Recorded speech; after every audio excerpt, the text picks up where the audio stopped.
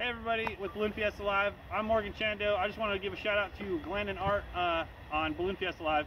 Just want to say thank you to all the first responders and all the essential workers and all the frontline workers for what they're doing, and especially in this pandemic time. We just want to wish everyone a safe and happy day. We will see you next time. Thank you again. We are in Montana and Missoula, Montana. Yeah. Thank you.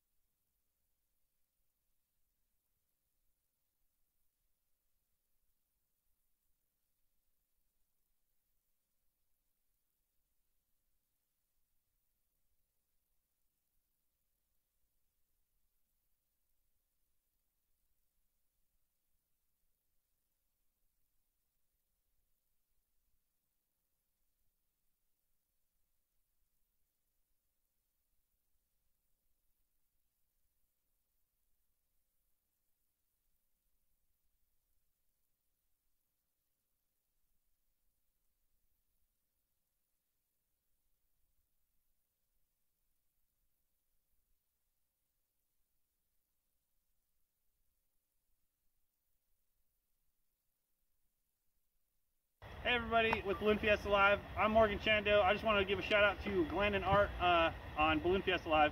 Just want to say thank you to all the first responders and all the essential workers and all the frontline workers for what they're doing, and especially in this pandemic time. We just want to wish everyone a safe and happy day. We will see you next time. Thank you again. We are in Montana and Missoula, Montana. Yeah. Thank you.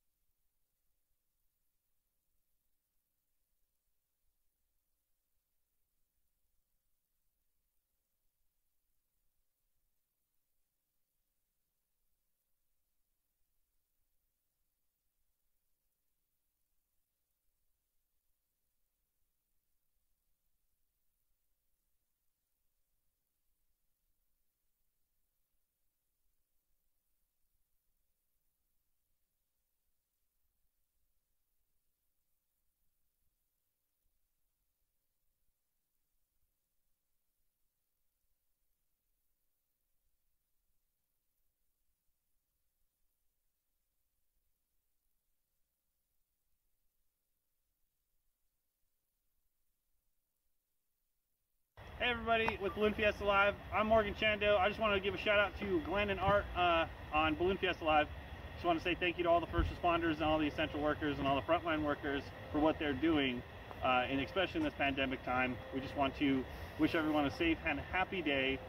We will see you next time. Thank you again. We are in Montana and Missoula, Montana. Yeah. Thank you.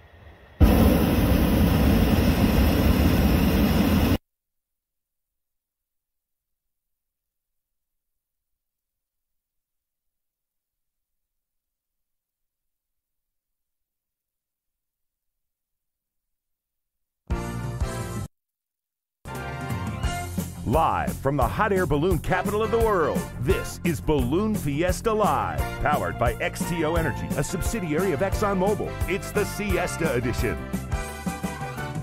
Live and direct from the home studio near Shreveport, Louisiana, and studios of Public Access Channel 27 in Albuquerque, New Mexico, here are the hosts of Balloon Fiesta Live, Siesta Edition, Glen Moyer and Art Lloyd Jr.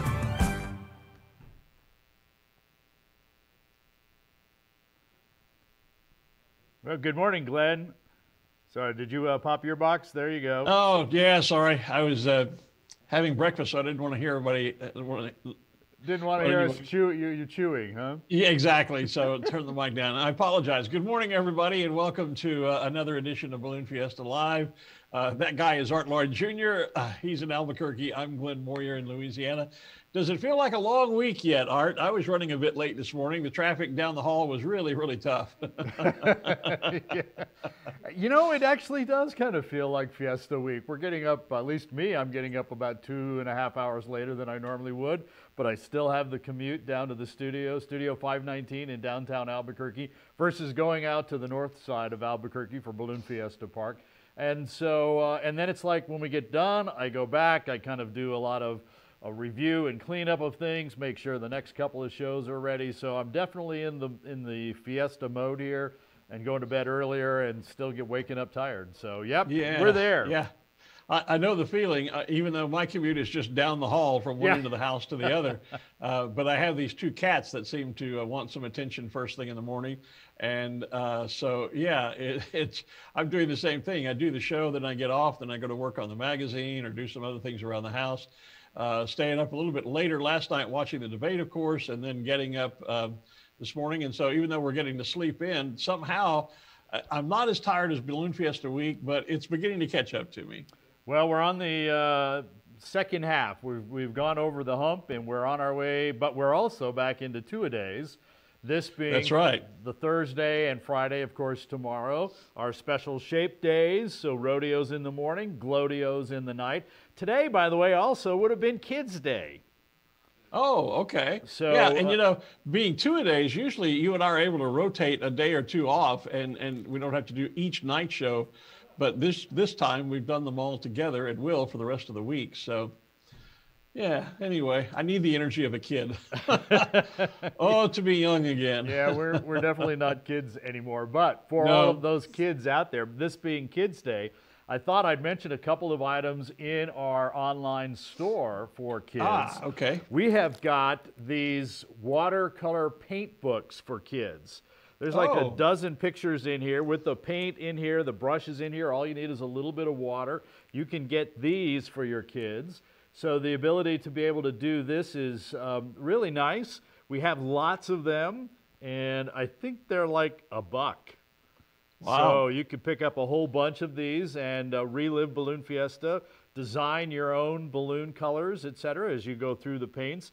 In addition, we've got postcards and magnets that are black and white, basically set up for you to be able to color those as well. So a lot of great coloring items in our store today at balloonfiestastuff.com, balloonfiestastuff.com, and of course if you use the promo code BFLive, you'll get 10% off those items. So that $1 item, now it's 90 cents. And the magnets, and now that everyone's having to, essentially in many places, still having to homeschool their kids, you know, because of COVID-19, finding activities for them to do at home, sometimes I would think could become a challenge. And so something like that could come in quite handy. Buy a bunch of those. I mean, you know, for $1 or less than $1 with our discount code, you can't go wrong. There you go. Buy lots, because apparently we have lots of them. So, yeah, that's great stuff. And we're going to talk later on this morning with our merchandise manager, Lisa Mulder, about how things are going and what else might be on the store and the way to be really effective with your shopping there. Or earlier this morning, we're going to be talking with Henry Rosenbaum, our Balloon Meister from the past couple of years, who would have been the Balloon Meister this year as well. I guess he still is. We just don't have a balloon event to Meister. He's the siester. Would that be right? The balloon siester. I don't know. Oh yeah. Hey, you can tell we're getting long in the week. We start to get a little daft here every once in a while. And it's a gorgeous day to fly here in New Mexico, so we should have some live balloon footage as well. I'm wearing my 2018 shirt because we're going to show a lot of highlights from 2018's.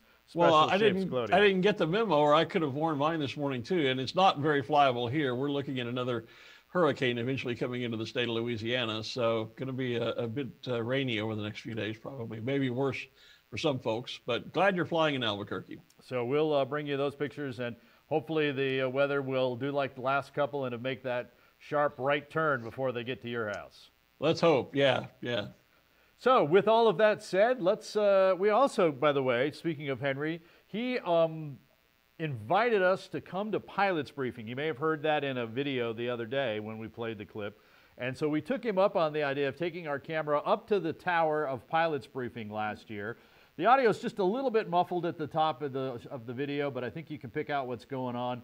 But we had unprecedented and unique access to Pilot's Briefing. We want to show you that from last year now. Okay. And I want each of you to wave to anybody and everybody that you may know that's out in the World Wide Web out there, because we are live right now on Balloon Fiesta Live. There you go. Give a shout out to anybody that you want to. Hey, Mark! That's right. Right. Hey, where's my friend Ken? Ken, put a hat on, please, the glare. Okay. All right. So we are going to broadcast a little bit of the this morning's briefing live. But again, please tell all your friends and even yourself, go back and look at the archived tapings that are on there. Some fantastic coverage is being done. How about yesterday? What a day, huh? How many people got to the river? Yeah. How many people did a splash and dash? How many people did a dunk and dash? It was a great day, great day. We had a lot of happy folks here on the field and a lot of happy passengers that were able to fly with you and the crew members. Hey, looking through the internet last night, I saw this as a headline in one of the local media. And here's the caption reads, 17 reasons why this is the most photographic event in the world. We are the most photographic event in the world. So put yourself around there. All right, just a quick update on the gas balloons. All teams are down with the exception of Team 1, and that's Andy and Christoph from the U.S., and they are preparing to land as we speak. As soon as they've got enough daylight and enough land underneath them that's not wet, they are going to land. And we expect to have an update later, but again, tune into the the ARBF website or the app, and you'll have complete details on that. All right, we're going to start off this morning with Brad with weather. Okay. Here he goes. I know. I haven't even said anything yet. Hey, Brad did ask me back here. He said he wants to know where those ballistic cases that we were giving out, he wants to put a couple of them on him. I haven't even said anything yet. Wow. All right. Good morning, everybody. So here's here's a picture yesterday from Livingston, Montana. And there's a little bit of foreshadowing in this photo because that air mass is going to be working its way down to our region here later on today. So we'll go ahead and go to the next picture. This is currently what's going on, and you've probably noticed it's really, really nice and warm out there this morning. Enjoy it while it lasts because it's not going to be with us too much longer. This is an image from NOAA, and they're over my right shoulder, or your guys' left.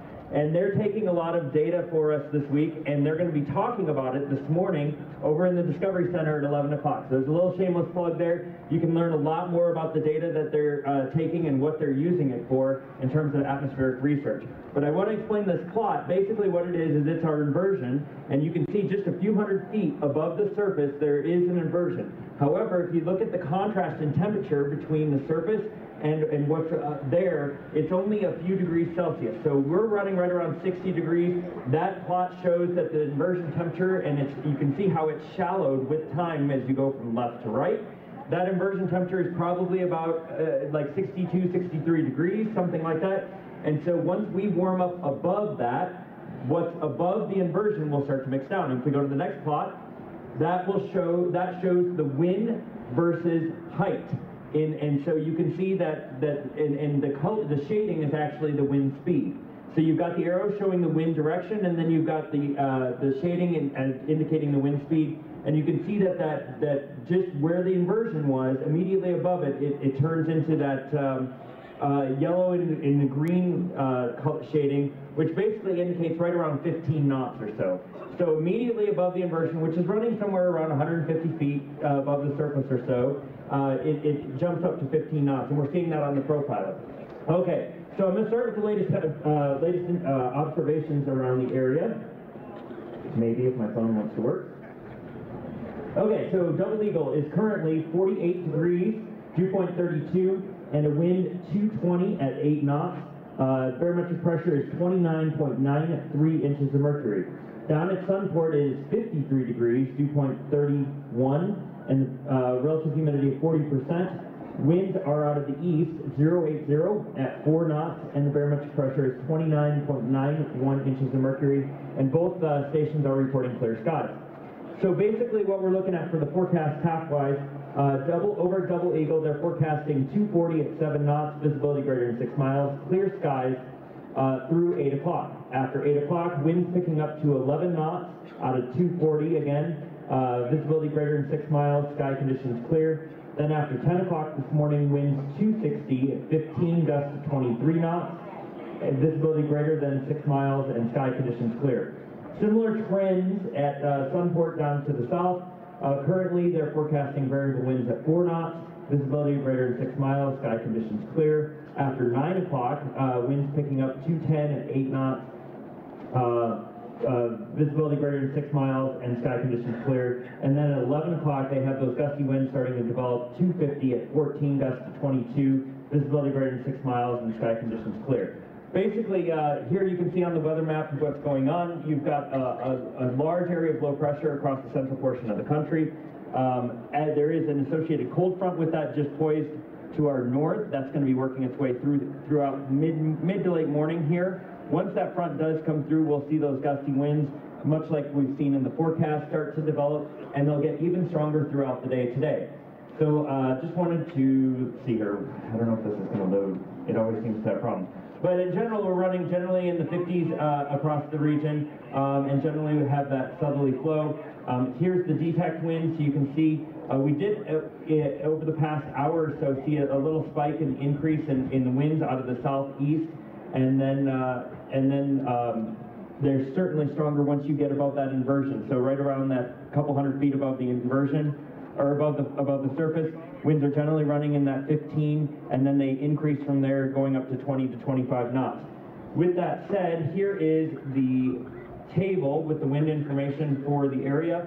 And we ran a pieball just a little bit ago, and I'm going to read you the pieball information. So you've got the detect winds with the latest information, and then I'm going to read you the pieball winds as well, so you have winds aloft. Okay, let's see here. There it goes. All right, at 300 feet, we had a wind of 200 degrees at 15 knots. 200 degrees at 15 knots. 500 feet is 215 at 21 knots.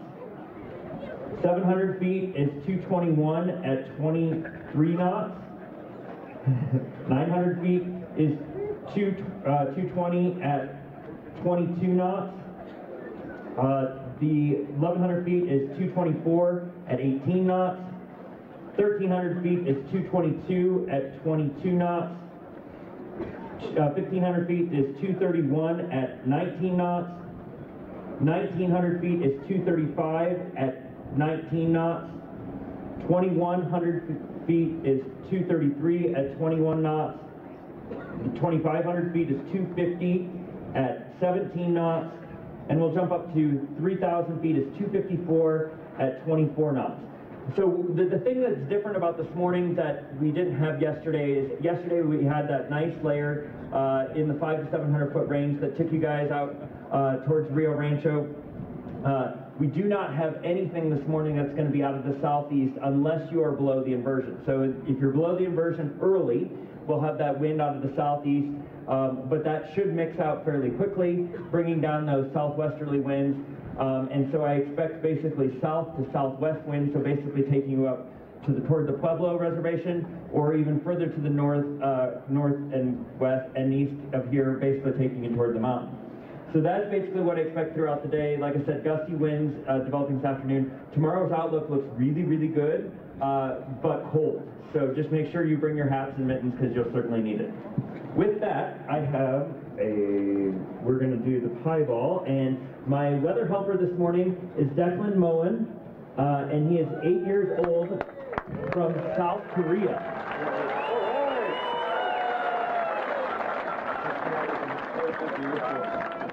And his dad is in the Air Force.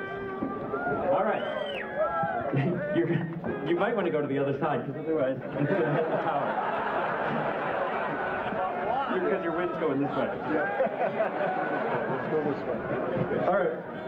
Okay. With that said, is there a launch director giving us permission to launch? Go ahead. You can let it go.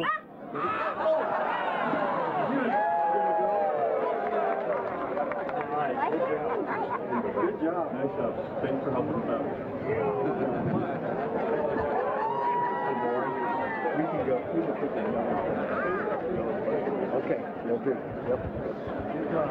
So that's a little bit of pilot's briefing this morning. It will go on, and there's a number of other things that will take place over there. They're going to get instructions on what's the game plan for today now that they've heard what the weather heard what is. the weather situation is, and it's a bit on the edge, it sounds like, this morning. It's on the edge of that of the waiver. The direction takes us north where there isn't a lot of landing sites, Yep. so we'll have to see what the official call is on that. And we know it's going to get windier as we go through the morning. Yes. So that's a consideration, too. We have to start looking at what are the wind conditions going to be when the balloons are going to be looking to land. It's not just about taking off. It's about getting back on the ground. You heard Brad say that you can kind of go to the northwest if you stay below the inversion. That's a change in the temperature level.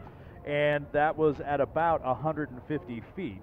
He also said that was going to mix away soon. That means the upper winds are going to come down and that direction is going to go away. So the first few balloons that get up could go that way, but that's about it.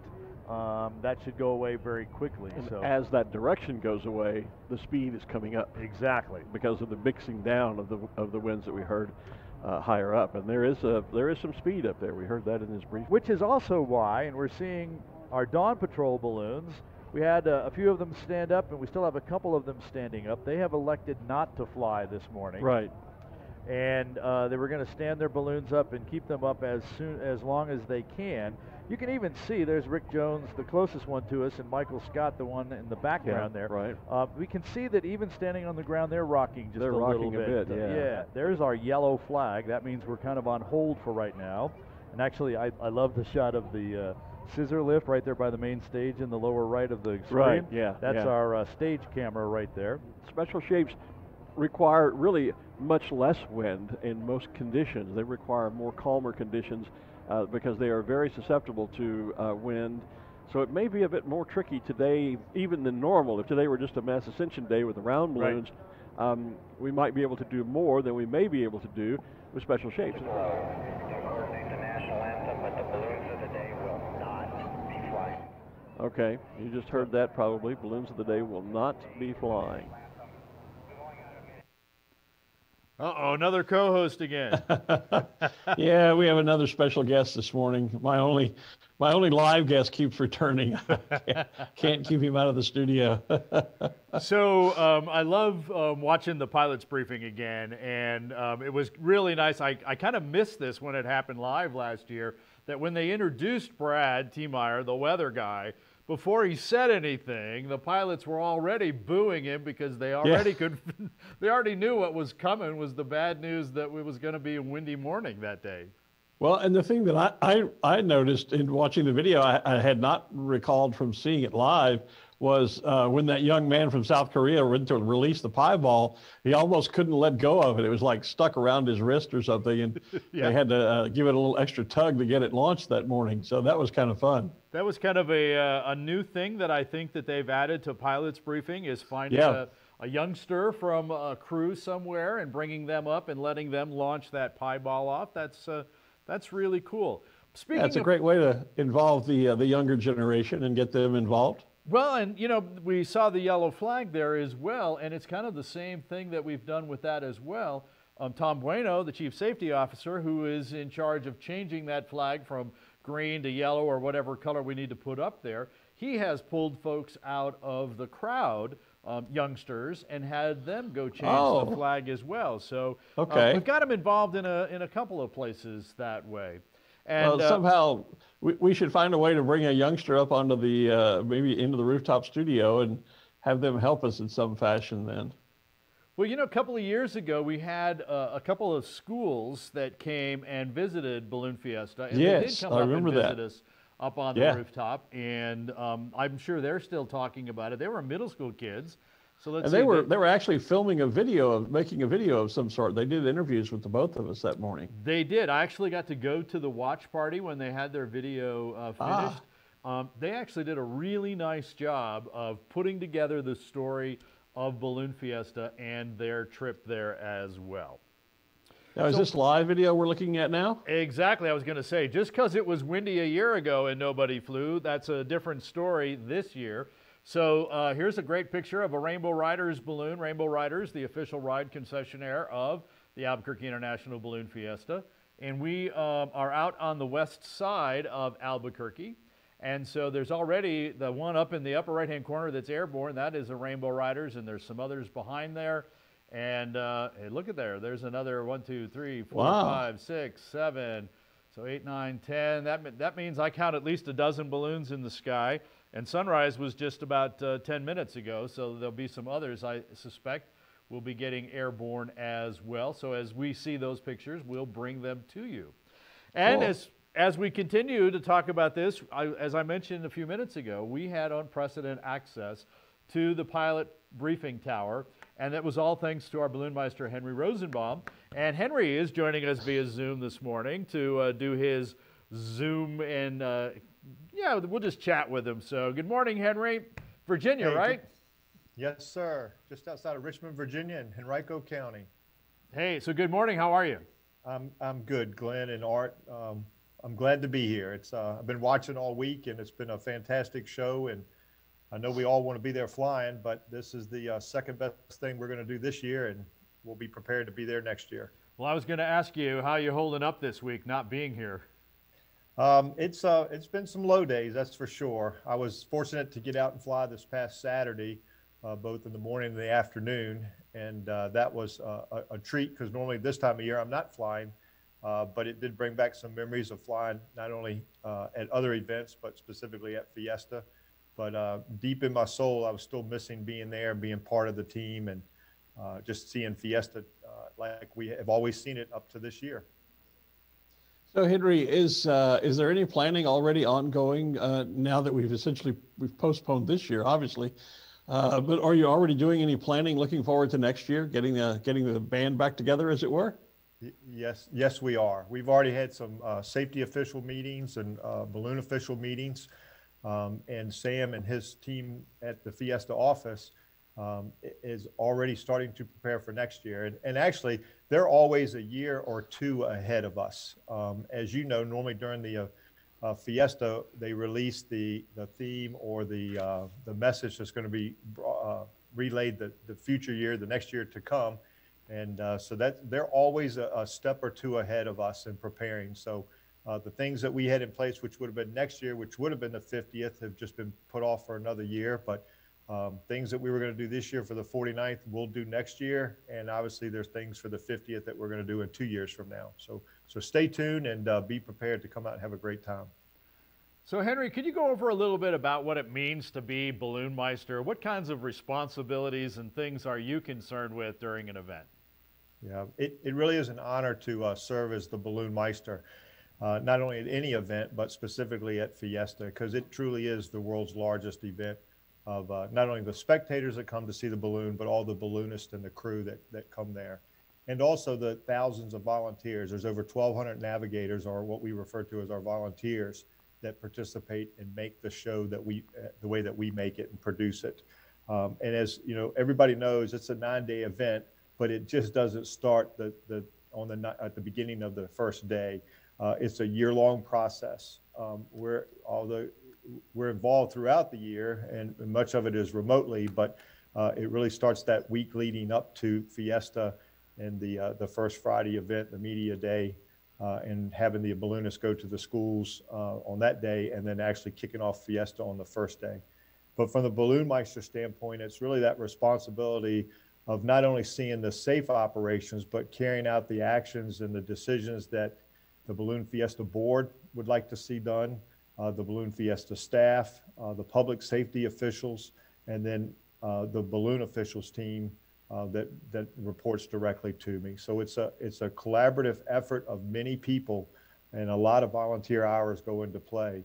And it's just an honor to be that person that can oversee that and carry out that mission from year to year, and obviously from day to day and flight to flight.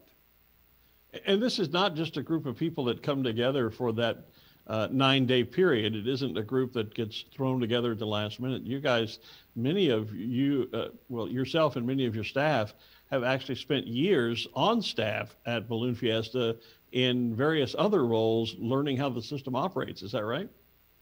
Yeah, Glenn, that's correct. We're fortunate that many of the people, if not all of them, want to come back from year to year. And as we look back through, especially through our safety officials and either the other officials also, many of those people have been past Balloon Meisters. So it's fortunate for me to have them on staff, because I can reach out to them, ask them questions, and they can share some of their experiences back to me to make the show better and better from year to year. So everybody that was scheduled to be on staff this year has said they want to be back next year, and our plan is to have all of them there.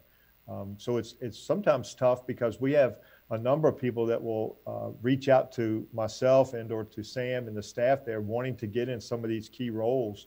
And unfortunately, we don't have that turnover, so we don't have the opportunity. But when we do, we'll reach out and bring new people on, and bring them up through the ranks, and let them be a part of this show that we put on each year. So Henry, we were talking just before we came to you about the fact that we've now started bringing youth and kids up onto the tower to release that pie ball, and Tom's got some folks over there helping him change the flag every day. You've given us access to the pilot briefing and the pilot tower. You've come over and chatted with us numerous times throughout our show. Seems like you're really opening things up to the rest of the world about the inner workings, if you will, or what's going on behind the scenes at Balloon Fiesta. What's driving that, and what's your thinking on that? Yeah, well, thank you for recognizing that. And it's just that it's not just my idea; it's Sam and the staff's idea, and that's to sort of let people know what it takes to run the event, and also let them be involved in ways that we didn't have the opportunity in the past, such as with live streaming and the shows that you put together, and whether they see it live or they're able to go back and look at it at a future time as a recording, it just opens up another perspective for people to see just what it takes to put on the show. And we had the same type of ideas for this year, was to get yourself and your staff involved as much as you wanted to be involved. And then also maybe show some of the workings of what takes place before that 6 o'clock meeting starts. Just I was looking at the list here before we started. Our weather team actually shows up around the 3 o'clock hour in the morning, and they're starting to gather the weather and also do powball runs. So it's starting 3 hours before our first pilot briefing, and then obviously that continues on throughout the flight window. But we're looking forward to continue the same things we've done so far. And even with social media and the way that we can reach out to people now with smartphones and so forth, is to, there's more to come. There's a lot better, there's things that we can do in the future that will be even better than they have in the past. Henry, has technology then had a great impact on the staff operations through the years? How has that helped? Particularly, I'm sure it certainly has in weather. We've all seen great developments there. But other technology that's being put to use out there as part of the staff at Balloon Fiesta? Yeah, it has. And we're fortunate that what Balloon Fiesta brings to the table is a part of what the public safety officials bring to the table, whether it's the local officials, the state officials, or even the federal officials. And so they bring some technology that we're able to use to make sure that we're putting on the safest event, not only for the pilots and the crew and their flying activities, but also for the patrons that are there to watch. You know, there's 800, 900,000 people that come through our gates each year. And that's, as every organization or every event, that's the number one goal, is to provide their safest, provide them the safest environment, but yet the most enjoyable environment. So technology helps us on that end, but from the safety officials and the balloon officials, really the quickness and the way that we can communicate back and forth to each other is what's helped us tremendously. Where we used to rely on radios, now we can rely on our phones, the different means of communications, able to send people out in the field and get back live video or pictures immediately. And that's evolved over several years. Henry Rosenbaum, the Balloon Meister for the Albuquerque International Balloon Fiesta, joining us live from Henrico County, Virginia. Henry's going to be back with us a little bit later in the show as we continue to work through Balloon Fiesta Live, the Siesta Edition, here on Facebook, YouTube, Public Channel 27, on the radio stations of Cumulus, etc. We're all over the place, and we've got viewers from all over the place as well, too, Glenn. We do. I haven't been able to spend much time on Facebook yet this morning because my arms are full. But speaking of the Siesta Edition, I don't know if you could see, but you know, he's taking Ranger's having a bit of a siesta himself this morning. I loved it a few minutes ago when the legs were just up in the air. It looked like you just had a stuffed something in your arms there. Yeah, he likes to stretch out. He's a rare individual in that sense. I've never had a cat that loves, as he's doing now. You can't really tell, but he's got, you know, both feet are up in the air. He's absolutely just, yeah, he's unique. He's waking up now, but I'm going to end up with a mouthful of fur here in a minute. Somebody did post on the YouTube channel, kitties and balloons, what could be more perfect? There you go. Yeah. It's, you know, some people might say, well, what's he doing there? Well, you know, I'm obviously doing this from home, and when you're at home, you know, life goes on. So I can't hardly ignore him, or as you may have seen off camera, he has a habit of just jumping up into my lap, whether I want him to be here or not. So hopefully people are enjoying seeing Ranger and having him be part of the show, because I'm not going to throw him out the door for any reason. No, I think it's just fine, and it's just you know, it's just part of the whole humanness of all of this. One of the things that I know that you and I have talked about a number of times is that we try and have fun with this show. We try and bring folks the enjoyment and the beauty of everything that goes on and be real about it at the same time. So nothing phony about what's going on here, so Rangers welcome anytime. Well, and when you're doing it virtually, you know, it brings a whole new atmosphere into it, and it's a whole different way of doing things. Obviously, were we on the rooftop tower, the rooftop studio, Ranger would be here at home, and I would be in Albuquerque. And even in the years when Bailey used to travel with me out to Balloon Fiesta, she obviously remained in the hotel room, and so we wouldn't be having cats on the set if we were doing the real event this year. But, you know, we're doing it virtually and from home, so why not? Oh, loving it, loving it. And so from Kittens to Kids Day, I mentioned at the top of the show. I think you just woke up. I think so. I mentioned at the top of the show today would have been Kids Day at Balloon Fiesta, and we have some great special kids merchandise out there. This watercolor pack is on there, and actually just added, we now have a kids category in the store. So when you go on to balloonfiestastuff.com, down the left-hand side there is a kids category where you can see not only this, but the magnets, the postcards, and of course some of the youth clothing that is out there and available as well. All on balloonfiestastuff.com. And even this is $3 on sale for $1. And if you use the coupon code BFLive, it goes to 90 cents. So just one of the ways that we've got stuff for everybody on balloonfiestastuff.com. After you've, some people have had issues putting stuff in their cart, and it's because they haven't created that account yet. So be sure and create an account and then add stuff to your cart. Then you can apply the coupon code BFLive. But there it is, the Balloon Fiesta watercolor painting book. You see the brush right down here, and then there are colors, watercolors on each of the 12 pictures. And again, we've got magnets and postcards as well that you can color. It's just your way of celebrating and starting to design your own balloon. So lots of great stuff on the balloonfiestastuff.com. And I should mention, don't just go grab the one item you think you're looking for. Take some time to browse, to shop the store. Every time I turn around and go onto the store, Lisa's put yet another item on there that I didn't know was on the store. So you're going to want to make sure that you spend some time browsing and shopping the store to find that special item or items available to you. Then, like we heard from the pilot's briefing there, last year it was windy. And so the special shapes did not fly. Not even did the balloons of the day, the Wells Fargo balloons of the day. They decided not to fly as well because of the wind conditions. So obviously we kind of did a whole lot of filling that morning on a show and couldn't show a lot of balloons. But thanks to the magic of technology, in 2018 we had a great special shapes day. And I, unfortunately, had a little medical issue that Thursday morning 2 years ago. So our good friend, fill-in anchor and reporter Kim Vesley joined you on the rooftop studio. And you guys called the Special Shapes Rodeo from 2018. 2018, so the video you're going to see is 2 years old. This is not live video, so don't worry about the closeness of people without masks. Take a look.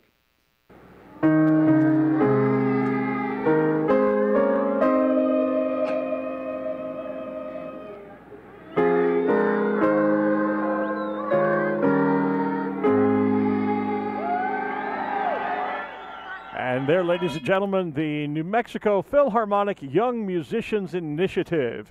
And Wells Fargo, our balloon of the day with the national anthem. So we are off to a flying start. It is Kids Day at the 47th Albuquerque International Balloon Fiesta. And it is also Special Shapes Rodeo Day. It's Competition Day. My goodness, we're going to be busy, Kim. Yeah, we're going to have our hands full, I think. So there you can see it. If you look over to the left-hand corner of the screen image you have now, you can see the pinks reflecting off the bottom of those clouds, and that's an indication, again, of the sun beginning to rise on the far side of the Sandias, those beautiful mountains. And in the evenings here at sunset, as the sun is setting in the west and shining onto the face of the mountains that you're looking at there, they take on this beautiful pink hue, and thus the name Sandia or watermelon, because it does remind you of the beautiful inside of a nice ripe watermelon when you slice it open. So the Sandia Mountains, a great geographic feature. And there's one of those rider baskets, rainbow rider baskets we were talking about, and you can see that's a big basket. I can't quite count how many folks are in that balloon as it's turning as it goes out this morning, but much larger than, and look at all the camera, it looks almost like a camera platform there. Everybody's got a camera in hand and taking pictures out of the side of the balloon, out of the basket. But those Rainbow Rider balloons, again, are quite large baskets when compared to the standard sport balloon baskets, and they're passing just in front of one of the other balloons as they get airborne. The pilot, as you can see, is located off to one end in a separate compartment at the end of the balloon. There is Smokey Bear on the video screen, the Smokey Bear balloon, and we were told earlier this morning this is the 50th anniversary of Smokey Bear. I don't know that that's correct, but I hope it is.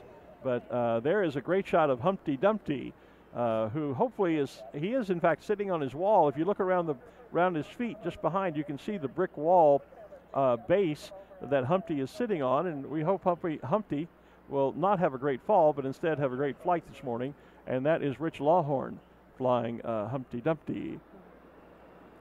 I see Doug Gant has his Hamlet is inflated. Yes. When Pigs Fly. And we're going to concentrate in our commentary, obviously this morning, mostly on the special shapes. A lot of the Fiesta flyers continue to launch, and we've been talking about them all week. So we know most of the folks are out today to see the special shapes, and so we're going to try and feed you as much information on that as we can. There on the screen now is Chickaboom.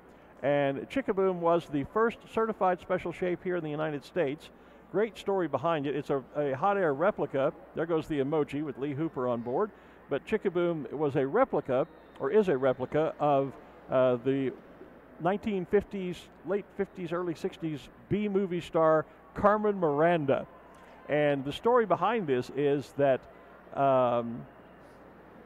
when the balloon was designed, Bruce and Tucker Comstock owned Cameron Balloons US at the time. They went over to England working with Don Cameron, and they actually went to a fruit market somewhere, I think probably in Bristol in the UK, where Cameron Balloons headquarters is, and went out to a fruit market, and Cameron put a scarf around her hair and then went through this market putting pieces of fruit, holding them up on her head so they could get the proper perspective in designing the balloon. So that balloon was originally owned by the Sokup Thomas. It was part of the Sokup Thomas fleet. Yes. By Jacques Sokup and Kirk Thomas, who lived here in Albuquerque at the time. And before they debuted it here, they wanted to take it down and test fly it. So we took it down to Belen, down south of Albuquerque.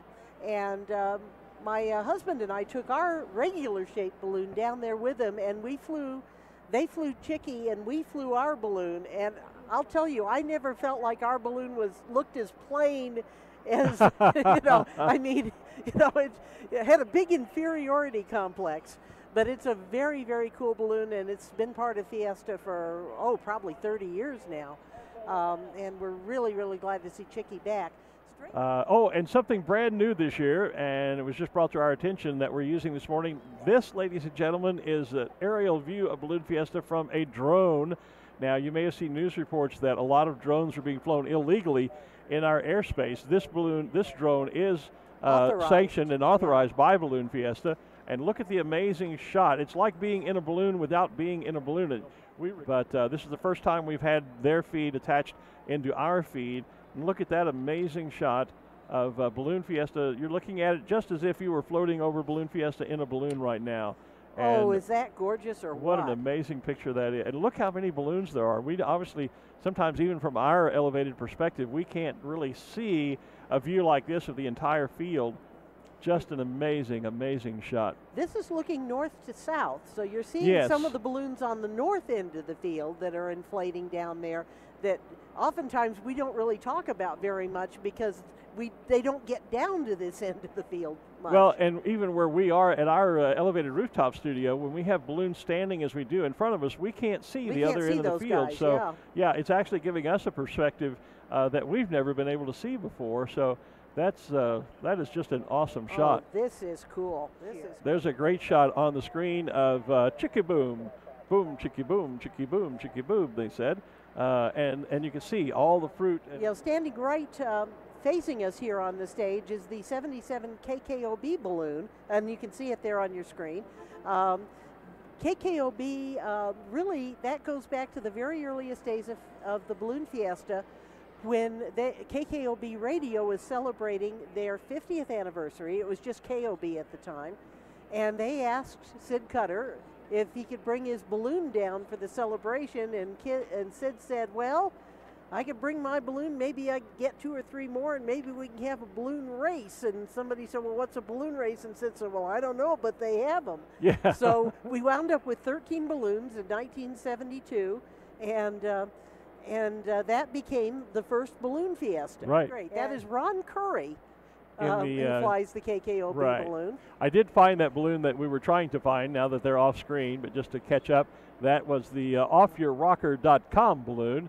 and Scott Vanderhoist is the pilot. They are here from Sebastopol, California. So also brought to us from Exclusive Ballooning. It's making its debut here at Balloon Fiesta, and it is the only one of Andrew's fleet that I know of that is not an animal. This is the Hunter boot. Hunter makes rain boots, and you need those in Britain. You do need those over in England and Scotland, where it in the UK, where it rains quite often. What size do you suppose that is? You know, I don't know. And behind him is Christ the Redeemer. Yes. Which is one of the balloons out of Brazil taking flight. I don't think anybody out in Rio has ever seen it do that. Yeah, and that of course is the famous statue that's on the top of the Andes Mountains there in Reno, brought to us in hot air form. The story behind the koala bear is that Longleat is a wildlife safari park in the south of England. It was the first safari park established outside of the continent of Africa, and it was 53 years ago that they first brought lions there. They've got every kind of wildlife you can imagine. They've got penguins, where they're soon to have koala bears. They've worked out a cooperative agreement with a game park in southwest Australia, and koala bears will be coming to Longleat, and thus the brand new koala balloon was debuted this year. And we actually have a shot of an inflation on the screen, it looks like now, from our one of our field cameras. Yeah, one of the pilots inflating there. And right near where Alphonse launched is the other elephant balloon, which is the pink one with the little crown on it, and that is Princess Nellie. And that is a second, third, or fourth generation. I was going to say the successor to Nellie B, right? The successor to Nellie B, which was a balloon elephant special shape brought to us from Belgium. And so Princess Nellie is the newest version of that special shape. And so she will be launching, Nellie B will. Whatever is inflating over here, it has feet. There is Hi Kitty, the little pink kitty cat, who is waving to us. Oh, yes, yes. Hi Kitty, that is, flown I by believe, Mike Lloyd. Yeah, it is. Mike Lloyd Yep. from Cedar Hill, Texas, who is flying that balloon. There's a nice shot of Alphonse. That's the gray elephant brought to us by Max Mitchell, as you said earlier. Joey and then Joelle is the baby. Yeah, You're so right. Lily, Joey, and Joelle Yeah. are the three balloons, the mom, the dad, and the baby. Like the penguins, Puddles, Splash, and Tall Steve. And speaking of penguins, that was one of the penguins we saw. That Yes, that would be Puddles, because it has the red skirt around it. That's the female of the penguins. Oh, the male is taking off too, I think, on the right side I think of the right screen. beside each other, Yeah. yeah. There's Bucky Beaver with those big old buck teeth right on front. Yeah, we do have still a couple of special shapes taking off. We do. Most recently, it's Kermie, and you see Kermie right there. Oh, isn't he cute? Kermie is flown by Toby Brown from Denver, Colorado. This is a big eyeball view of old Vincent coming in There is, yeah, a great shot of Vincent van Gogh coming right over us. Now our camera on the field is getting the facial shot. We're actually behind him and don't see the face. And there but we can see the faces of the pilots. Yeah, and but the, there's and the passengers. Neptuno and was on screen for just a moment. And there they go directly over the rooftop studio this morning in Van Gogh. That artwork, by the way, that balloon completely hand-painted. There's a great shot of it on the feed. And Little Dog is coming. It looks like it's coming into land right here on the south end. I think he's going to land here on the south end outside of the yeah, flagging. right outside the flagging. Can't confirm that and on the we radio. have Little Dog landing here, and you can see the people coming over to help, grabbing on behind the basket. You do not want to get in front of one of these things when it's coming down. They do have quite a bit of mass and quite a bit of momentum. A couple of our zebras on the ground with him, helping to coordinate the crowd and coordinate the landing. And you know, the field is a great place to land. If you can get back here and get down, it's grass, it's big, it's open. There's lots of help, so it's always a very good idea. You know, when you're flying, if you can sneak back into the field, that's always a very good thing to do. It looks like Bimbo might be actually planning to do that too. Good job keeping up on all those special shapes. Yeah, and Special Shapes Day is always so much fun at Balloon Fiesta because the creativity, especially the last several years now, has just gone through the roof. There's literally nothing. I think the only thing I've never seen in a special shape is a kitchen sink, and I'm sure someday Kohler or someone will do that. But, you know, I guess in a sense it was appropriate to have Ranger on the set this morning leading into that segment because we did see some cats and dogs amongst the special shapes. And, you know, Art, you and I have commented before about the number of kitty cat balloons that have made their appearance at Fiesta. Sometimes there's 5 or 6 of them in the crowd. Seems to be a special or a favorite special shape for a number of people. And some of the comments on Facebook, quite kind this morning. Larry Stevens, though, said, you know, watching these videos is great fun, but Ranger seems kind of bored with it. And another lady chimed in that she's taken care of as many as 10 cats in her house. And I'm not sure that qualifies you as a crazy cat lady, but probably close. It's getting there. Yeah, 2 are as close as I can deal with Bonnie and Ranger. So, but yeah, special shapes, always a fun morning. And it was fun that morning. Always missed you, of course, but it was fun to have Kim join me on the tower. And she normally works as one of our intrepid field reporters along with Ruth Land. But on that morning, she did double duty as co-anchor up on the rooftop. And a lot of fun working with Kim, as it always is. And she's watching this morning. I think we woke her up to make sure that she could see all this morning. Oh, good, good. Well, hi, Kim. Good to see you, or not see you, or whatever. And you guys will be back in just a few minutes because following the Special Shapes launch, then it was a competition day. And you guys called a competition that morning, and we'll have some of that in a few moments as well. But we're going to want to go back to Henry Rosenbaum, the Balloon Meister for the Balloon Fiesta for the last couple of years. He's joining us live via Henrico County, Virginia. And Henry, good morning again. Hey, good morning, Art. How about those special shapes? It is always a treat to see those shapes. And, you know, each year when we get there and you learn about the new shapes that are going to be there for the first time that year, that's always the special part of the shapes. And then trying to meet those pilots and those crews and, you know, exchange those pins if you can get a hold of one. But, you know, the shapes truly bring the kids out of all of us adults.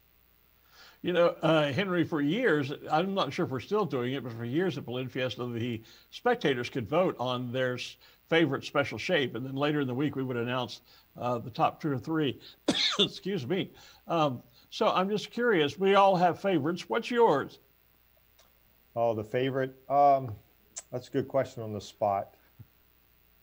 I would say the Energizer Bunny. And what amazed me with that was the size of that balloon.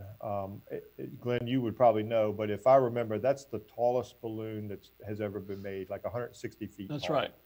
Yeah, so just the massive size of that. And then I know Glow flew it for years and some of the other pilots, but it was just amazing to see that shape and really what the awe that it brought to the people that would see it get larger and larger and larger and larger until it was finally fully inflated. As part of that, it keeps going and going. You're right. I remember that. It did. It just kept growing and growing and growing. It was, it was definitely something there. So at the end of that video, we refer to the fact that the balloons were able to come back and land on the field, and you still got special shapes inflated there. And then, like I mentioned, we're going to competition. On these days, it seems like the field just stays very busy with balloons coming and going. How do you manage all of that?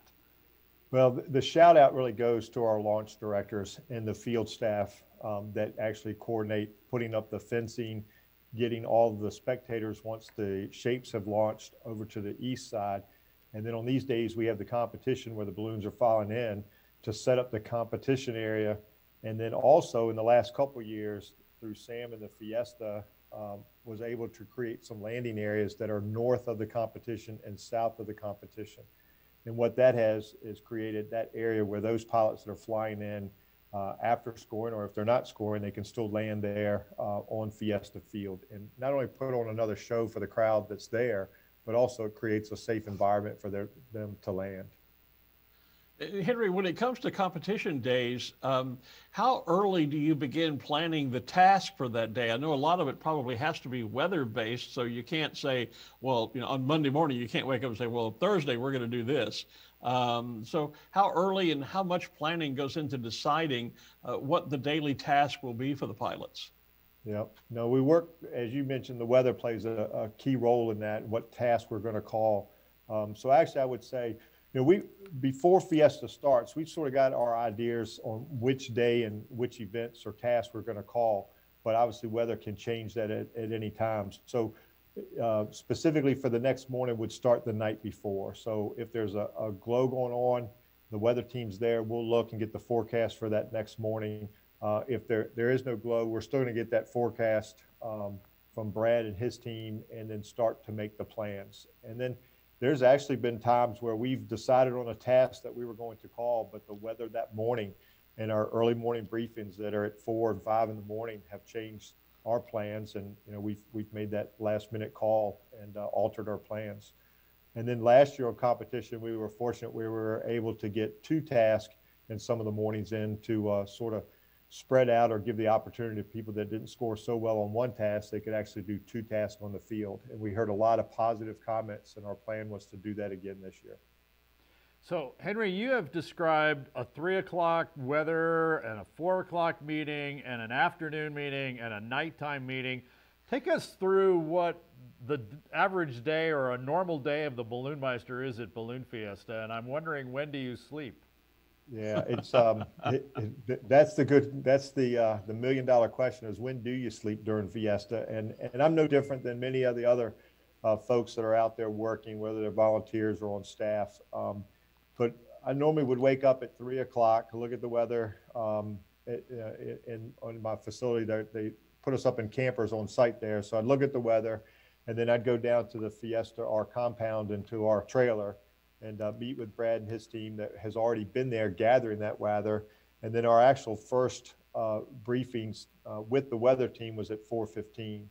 And then at 4:45 is when all of our officials came in. And then we sort of had scheduled meetings all the way up to the 6 o'clock time frame to include the public safety in some of our meetings, or we were attend their meetings.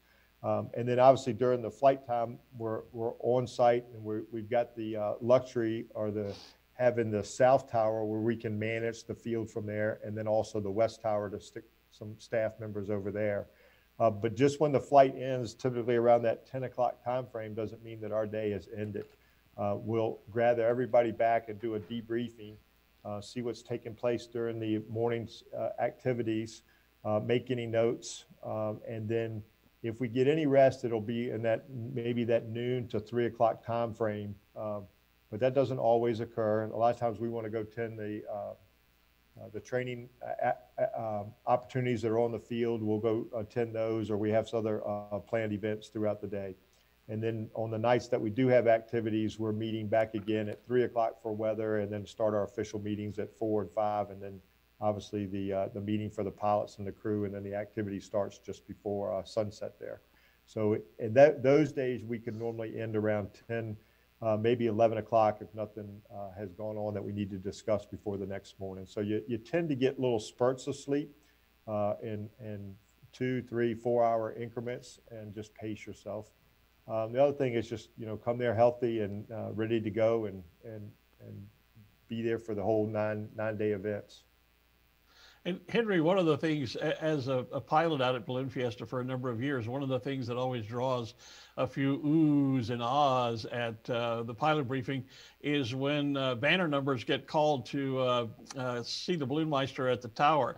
Can you tell us a little bit about what those conversations are like, and why pilots get called to the tower?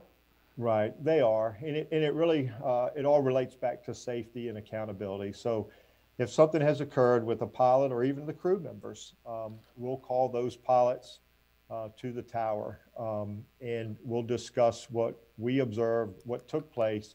And in some cases, there are some infractions that they're going to receive. And it could be anything from penalties in the scoring. It could be up to as severe as sitting down for that morning's flight or the next flight opportunity. So Fiesta has always, but in the last several years, has really taken a stance on safety being the #1 priority, and also holding our pilots and our crew members accountable for their actions throughout the Fiesta.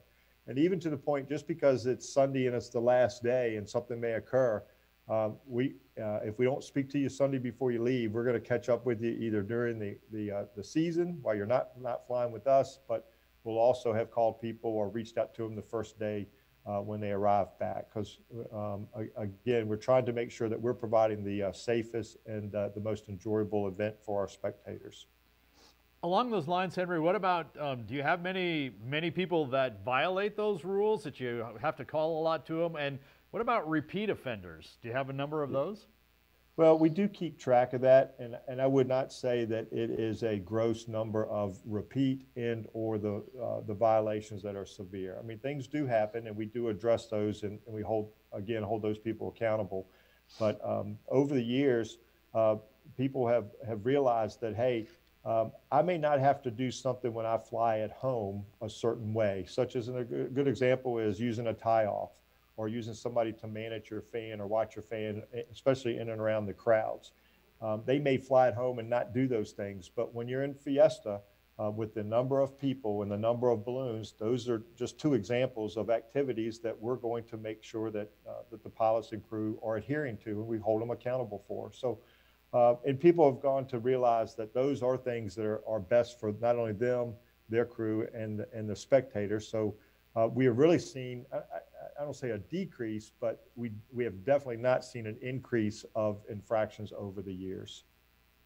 I can definitely relate to some of that because I can admit that I never got called to the tower, but I took a proactive stance one year. I made a mistake and suddenly found myself low over propane, which is a no-no out at Balloon Fiesta, obviously, or any balloon event. And so when I got back to the field, I purposely went and sought out the balloon meister and said, mea culpa, I did it. I'm sorry. I know I was wrong. What do you want me to do? And in that case, it worked out very well. I got a little bit of a talking to, but escaped otherwise without penalty because I didn't want the embarrassment of being called to the tower. Right. Yep. No, you're right. We obviously appreciate when people come to us before we have to go look for them. The other organization that we work closely with is the FAA and the staff that they bring to Fiesta for the 9 days. And there's a number of pilots and crews that we do not call to the tower because the infraction or what we need to discuss doesn't warrant that, but it is something that we want to go follow up on. And so we'll actually send our safety officials along with the FAA out into the launch field and meet with those pilots prior to the flight and discuss whatever that we need to discuss between us and them. Henry Rosenbaum, the Balloon Meister for the Albuquerque International Balloon Fiesta, joining us from Henrico County, Virginia. Henry, thanks for getting up and chatting with us this morning. Any final thoughts for our viewers on Balloon Fiesta Live? No, just what Glenn and Art, what y'all are doing for ballooning is tremendous. Keep up the good work. We all miss not being in Albuquerque this week, but we understand why, and we know we're going to be back there next year. It is our hope and our desire and our wish, and I'm looking forward to seeing the two of you next year and all the other pilots and crews, and most importantly, the spectators. Thanks, Henry. Thanks, Henry. Yeah, thank you very much. Always, thank you all. Good. Yep, always good to talk to Henry and the access that he has given us over the last couple of years to different parts of Balloon Fiesta. Sounds like that will continue when we have the opportunity to get back truly live at the event next year as well. Of course, our show is live, always worth mentioning because it keeps showing up that we're live. In fact, this is live video of some folks with a balloon, and they appear to be out on the west side of Albuquerque. So the sun is up and a few folks in the basket, a few crew there, all wearing their masks, waving at us. Yep, I'm not sure who that is because I can't see the envelope, but there they are, and someone's getting a nice balloon flight. It's a really nice day to be flying. Actually, it's been a really good week to be flying here in Albuquerque. And so a number of pilots have taken advantage of the situation. Oh, you know who that is, Glenn? That's the multicolored balloon. Oh, yes, yes. With the white trailer. Right, and the pilot of the multicolored balloon is? The one that has his hand on the burner. Yeah, that's the guy. Yeah, it's, I don't know that everyone gets, I know the balloonists in the crowd get our little inside joke about multicolored balloon, but maybe some of the people, spectators that would normally be watching from the field and are watching us are not getting that. But a lot of times when someone says, you know, you'll ask someone, they say, oh, I saw this beautiful balloon. Oh, really? Well, what balloon was it? Well, it was multicolored, you know. Well, virtually every balloon, not every balloon, but the great majority of them are multicolored, which of course means more than one color. And so it's kind of a joke that when you try to describe a balloon, it was that multicolored one over there. Well, So- and we've both been guilty of starting to describe the balloon and realize that the only words we have are multicolored. Multicolored, that's right. Because there's so yes. many of them. It's kind of like, oh, it's the blue, red, green, purple, black. Yeah, you get so many, you Yeah. end up saying multicolor, and yeah. So we've both been guilty of that as well. Hey, I think Yep. we talked about competition, and this again would have been Kids Day. Don't forget, there's a kids category on BalloonFiestaStuff.com now. But the Kids Day, Special Shape Day, Special Shape after they get off into their flight, it becomes a competition day. And so in 2018, you and our friend Kim Vesley called the competition. And so let's take a look at 2018. Okay. We are looking at a minimum distance double drop, in addition to the fact that there are 5 poles on the field. They are lined up literally right straight across the field. There you can see them as the sun kind of lights up the center section of Balloon Fiesta Park. You can see those 5 poles, 1, 2, 3, 4, 5, lined up in a nice straight line.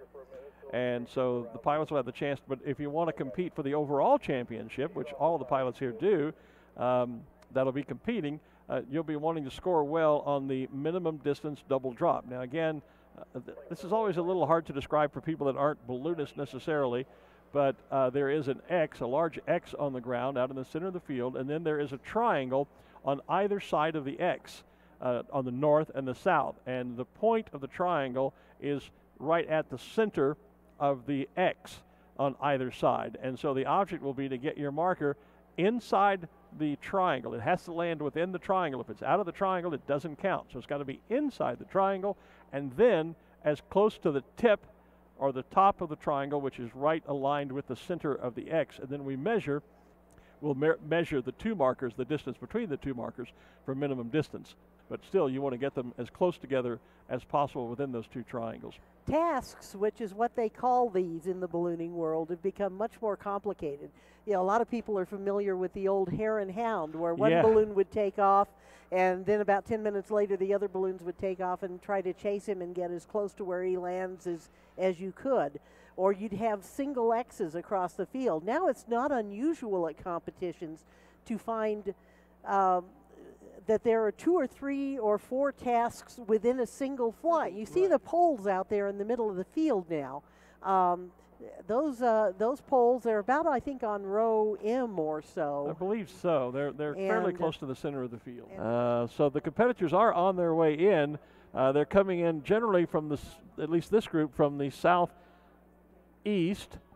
and coming in very high, and then I think are going to drop down and try and make an approach into the competition area. They'll probably actually overfly the park, I think, and then descend and try and fly their way back to the target. We'll watch and see how that philosophy works. But yeah, the field is open for competition. Yep. And that's the thing about these racing balloons. You'll hear us talking about that a lot now that we're in the competition. The racing balloons are a little more, they're kind of football or egg-shaped. Yeah, that's one of the Hartzels dropping there. And you can see the balloon rocking and deforming slightly as it drops at a very rapid speed. But now if that were a standard or what we call round balloon, it would look like a question mark. One whole side of the balloon would be caved in. And the advantage, these balloons were actually designed to have greater stability in a rapid ascent or descent, as you see that balloon doing there. So while it will deform some, it will actually fall at a much greater speed than a round balloon and still maintain its stability. So it's a much safer balloon to fly in this type of competition if you are making those very, very radical and in world and national level competition, top level competition, pilots do. They fly and have to move the balloon into very differing layers of wind very rapidly. So a rapid ascent or descent is not uncommon. And as you can see, that balloon now that he's down in the lower altitude is perfectly stable. Yeah. Similar to exact targets with the triangles. As I look around now, I see there's one on the west side and there is one in the center section as well. I didn't see that before. So yeah, the competition is going to be very slow this morning. The problem for the pilots will be, you know, there is a time limit on the competition, and so it may become a challenge to get to the field and get a marker on the ground in time. And you're seeing more of a track that's coming kind of out of the east. The marker's down, and he's in one triangle. I'm going to keep an eye on the basket. I'm using these great binoculars from Canon, our presenting sponsor, that have the image stabilization feature in them.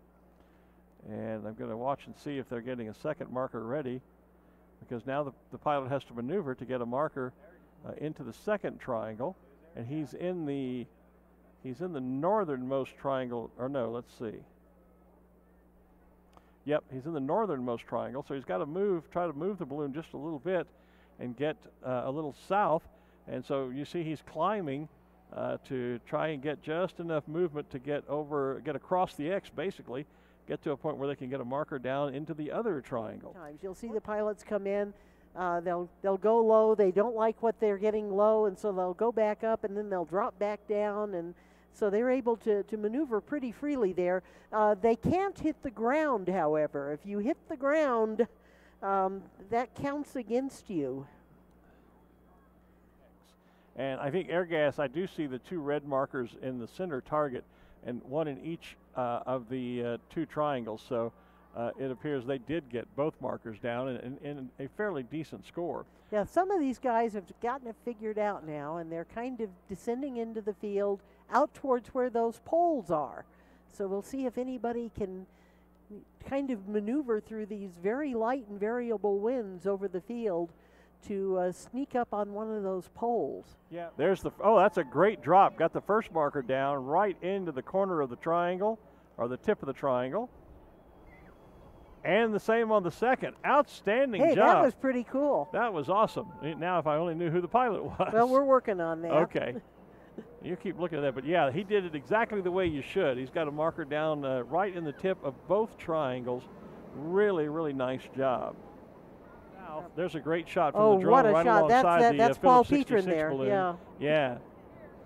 And our monitors, Gary, just so you know, are getting harder to see now because of the sunlight. But yeah, boy, so now you shot. see what a great shot that was. Now you see the ratio that's landed directly in front of us, and that's going to start happening. And so our viewpoint is going to be, our vision literally is going to be blocked a bit. There's the City of Denver balloon again. He's coming in, I think, going to land here on this end of the field. Trying to check out anybody near the poles as well at the moment. I don't see anybody threatening to grab a pole. Okay. So, now there's a road. Yeah, there's a guy with view. a ring trying to ring one of these poles. Thinking about it. Thinking about it. Let's see. Okay, he's going to try to toss it. Nope, not quite. No, not quite, but tried. So apparently it's ring the pole for $2,000 this morning. Yeah, this is an interesting morning for maneuverability, and as it so often does here, the wind is changing quite a bit on the ground. You actually can see balloons. There's a great shot on the monitor where you can see for a moment how the balloons sometimes just line up one behind the other. It's like, for the spectators, it's like watching, there's the shot. You can see It's like watching a parade of floats go by. There's just one after another after another after another. It really is gorgeous to watch for the spectators that are over our Fiesta guests. But it looks like they're coming in just on the east side, and I think that's going to give them a lot of options as far as what they try to go for.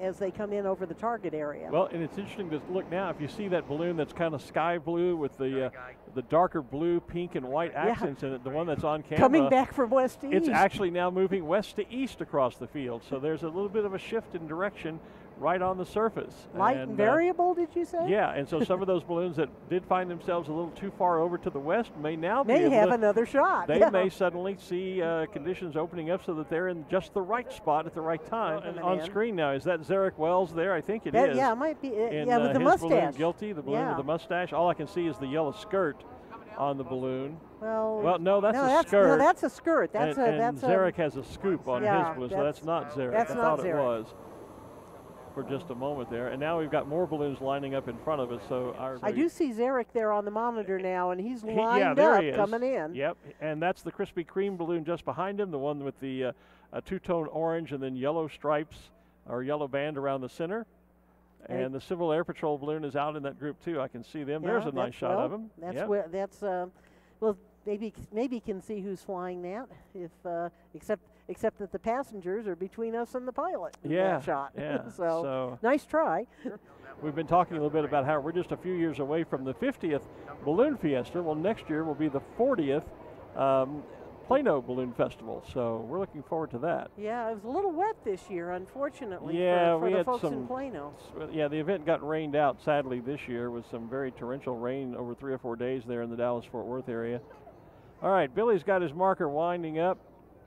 Well, he wound up and threw it, I guess. Did you hear what I said about this woman, Gary? I see, yeah, he got his first one down.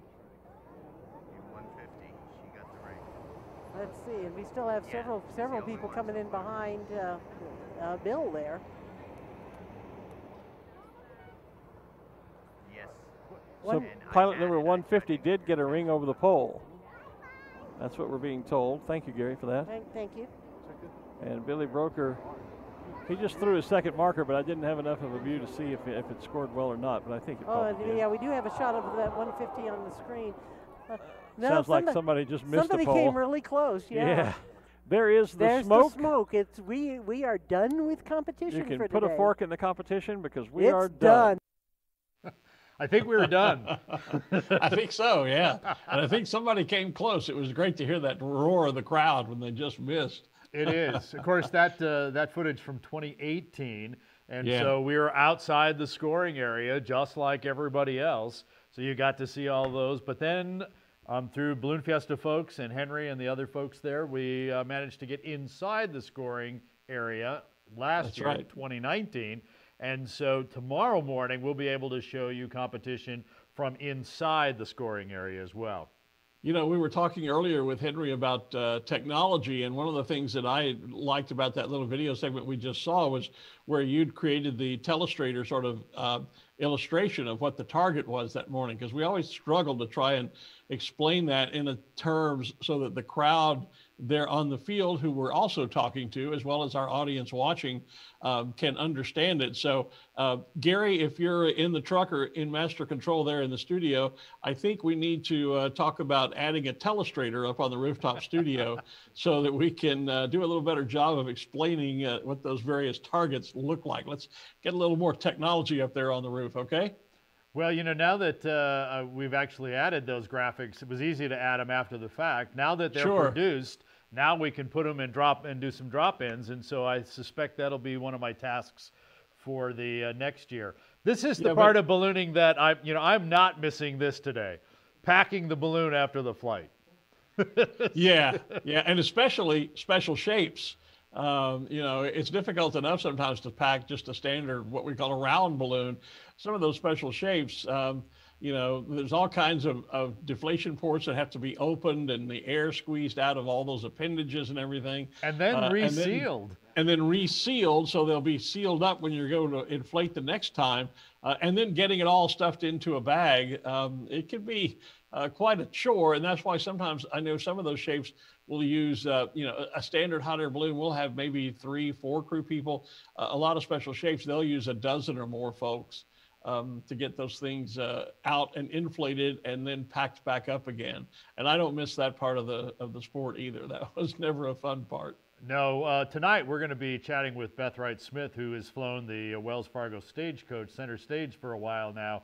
And they don't put the balloon out without a crew of about 20, I think it is. And Arabelle's more like 30.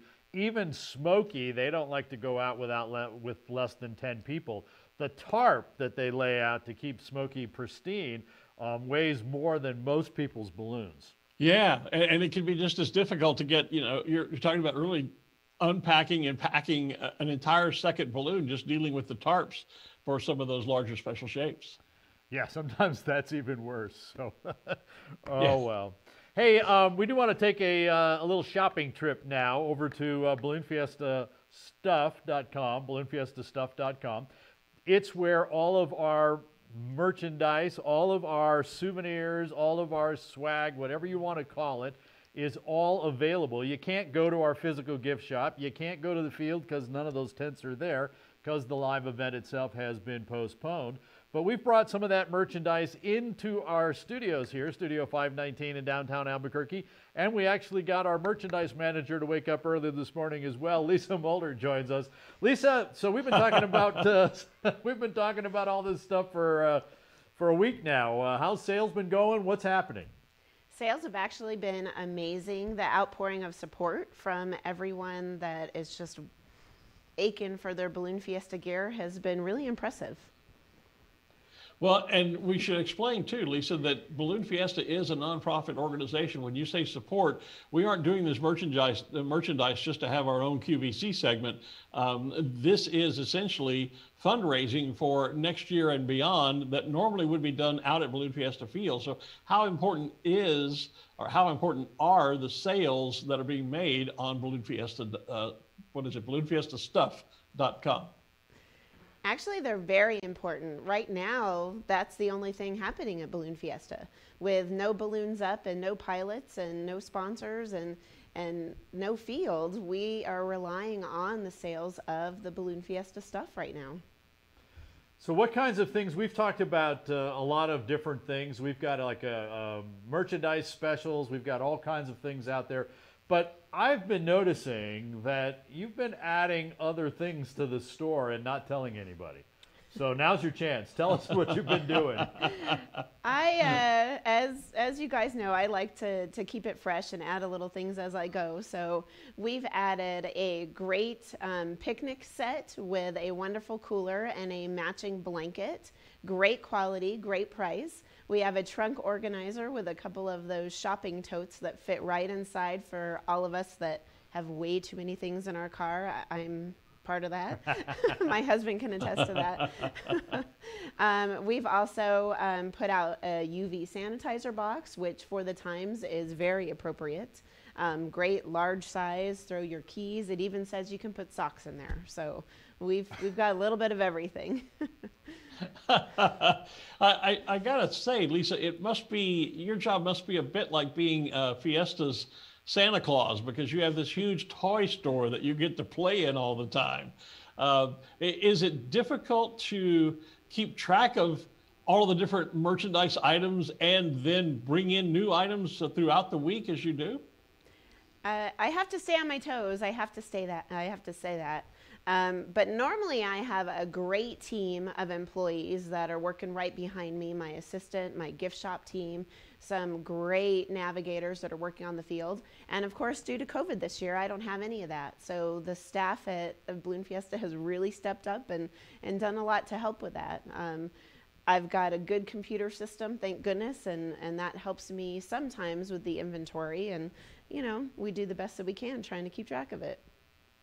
And we've added some things like Merchandise Mondays, which we expanded to the entire week here. You've got a really nice retro t-shirt behind you there. Can you talk about that a little bit? Yeah, this t-shirt actually was designed by a couple of artists in California, the Gavins, and they actually do the art and the poster for EAA, the Oshkosh Fly-In, every year. And I went out there to go learn how they work their merchandise and was able to meet this great team. And for the last couple of years, they've done an amazing art piece, and we've put it on a t-shirt for Balloon Fiesta. And I'm sorry, Glenn, it's featured today as the Merchandise Monday deal, so it's on sale today. Yep, even better. I have to go do more shopping then, because I was noticing that as Lisa was on camera, and I was kind of looking past Lisa, to that t-shirt to see what I could about what that was, because it stuck out, one being bright red, and two, looking like it was a new design. So it's interesting to see the story behind that. And this one, actually, they used the theme of Time Flies On. And from the very beginning, 1972 starts at the bottom of the shirt and kind of works its way up as time flies up to 2020. Wow. Okay. That's on my list. So the recommendation, Lisa, for folks going on to balloonfiestastuff.com would be what? I'd say take your time, browse all the categories. You know, a lot of our stuff is unique, and so how do we exactly describe something? Well, a lot of times it gets stuck in other because we really don't know what category to put it in. So if you have time, take your time, go through each category. You can find some great deals, some amazing collectible product, and help support Balloon Fiesta. And of course, for all the stuff you put in your cart, for Balloon Fiesta Live viewers, we have a coupon code. So once you're there, go ahead and put the coupon code in, BFLive. BFLive, that's going to get you 10% off most everything in your cart. Doesn't work on the Siesta merchandise or the calendars. Works on everything else in the shop there as well. So be sure and take care of that. Final words, Lisa? I want to give a little teaser out because true to my nature, we do have one more highly collectible item coming out. Due to shipping, it's not quite here yet. But I would say keep checking back on that website, and you're going to want to get this one. And when it comes out, we'll also have it here on Balloon Fiesta Live. Great. So thanks, Lisa, for coming down. Hope folks will go take some time shopping on balloonfiestastuff.com. Don't forget the coupon code of BFLive. Glenn, we got just a few minutes to take another look at one of those Balloon Fiesta 5 drone videos. Oh, cool. You saw some drone footage from the very first year in the 2018 video that we've been showing, but they are putting together a special episode of drone footage from 2018 and 2019. So let's take a little look at today's episode of Balloon Fiesta 5s.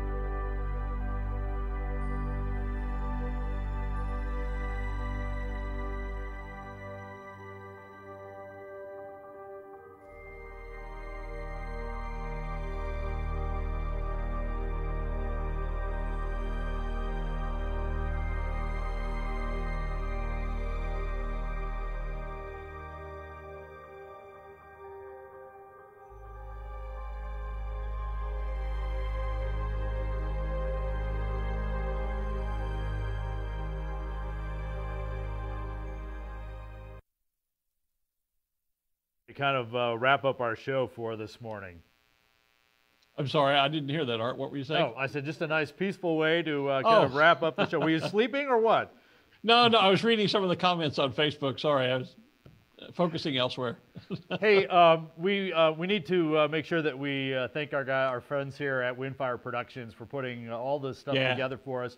And by the way, for those of you in the Albuquerque, New Mexico area, if you'd like to do some sort of show, live show, recorded show, those kinds of things, you can do it as well, because we're in the Studio 519, Albuquerque Studio 519. It's public access, Comcast Channel 27.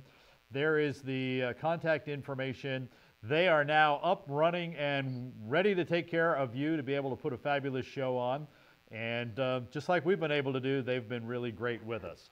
So, Glenn, this is a 2-a-day, which means we'll be back at 7 o'clock Mountain tonight. Time to head to the hotel and get a quick nap and then be back on the field. There we go. Special Shapes Glodio tonight. Thanks for joining us this morning. We'll see you in 11 hours. See ya. You've been watching Balloon Fiesta Live, Siesta Edition, powered by XTO Energy, a subsidiary of ExxonMobil. Always in October and always in Albuquerque, the Albuquerque International Balloon Fiesta is the world's premier ballooning event. Make plans now to join us in person in 2021 for the 49th version of Balloon Fiesta. Thanks for watching Balloon Fiesta Live. This program is a production of AIBF Inc.